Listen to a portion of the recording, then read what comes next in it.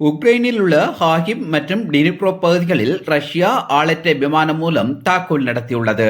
அந்த தாக்குதலானது மக்கள் சிறைந்து வாழும் இடங்களில் நடத்தப்பட்டுள்ளதனால் 6 பொதுமக்கள் காயமடைந்துள்ளதுடன் வணிக நிலையங்கள் மற்றும் குடியிருப்புகள் கடுமையான சேதத்துக்குள்ளாகியுள்ளதாக அங்கிருந்து வரும் தகவல்கள் தெரிவிக்கின்றன.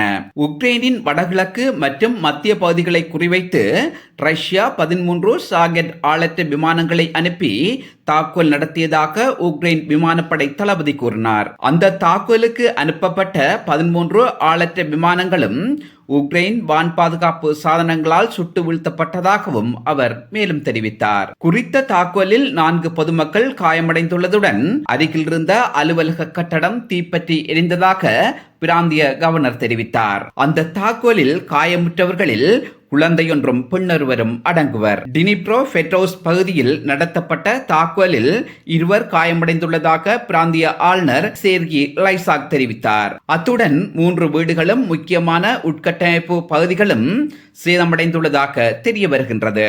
அதேவேளை உக்ரைன் ஜனாதிபதி செலன்ஸ்கிக்கு எதிராக கிரிமினல் வழக்கை தொடங்க உள்ளதுடன் அவரை தேடப்படும் பட்டியலில் சேர்த்துள்ளதாக டாஸ் தெரிவித்தது.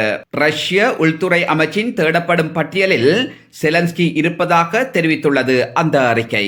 ரஷ்யாவின் இந்த அறிவிப்பு தொடர்பில் பதிலளித்த உக்ரைன் வெளியுறவு அமைச்சகம் ரஷ்ய ஜனாதிபதி புட்டின் சர்வதேச குற்றவியல் நீதிமன்ற வாரண்டின் கீழ் கைது செய்யப்படுவார் என குறிப்பிட்டுள்ளது. ரஷ்ய ஜனாதிபதி புட்டின் போர்க்குற்றம் புரிந்ததற்கான சந்தேகத்தின் பேரில் கைது செய்வதற்கான சர்வதேச குற்றவியல் நீதிமன்றின் வாரண்ட் முற்றிலும் உண்மை எனவும் 123 நாடுகளில் இந்த சட்டம் நடைமுறைக்கு உள்ளது என்பதை நாங்கள் உங்களுக்கு நினைவுபடுத்த விரும்புகிறோம் என்று உக்ரைனின் வெளியுறவு அமைச்சகம் வெளியிட்ட அந்த அறிக்கையில் தெரிவிக்கப்பட்டுள்ளது.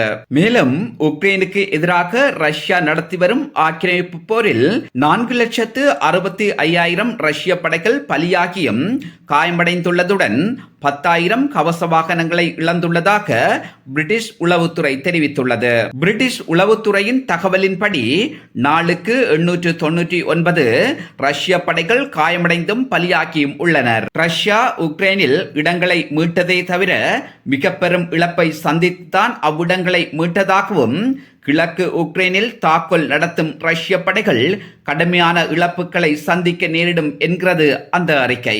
உக்ரைனுக்கு எதிரான யுத்தத்தில் ரஷ்ய படைகள் முன்னேறி வருவதுடன் ஒரு நாளைக்கு 1000 உக்ரைன் ராணுவம் களத்தில் பலியாகி வருவதாக ரஷ்ய பாதுகாப்பு செயலர் சேர்கி சொய்கு ரஷ்ய ராணுவ தளபதிகள் மத்தியில் தெரிவித்திருந்தமை குறிப்பிடத்தக்கது.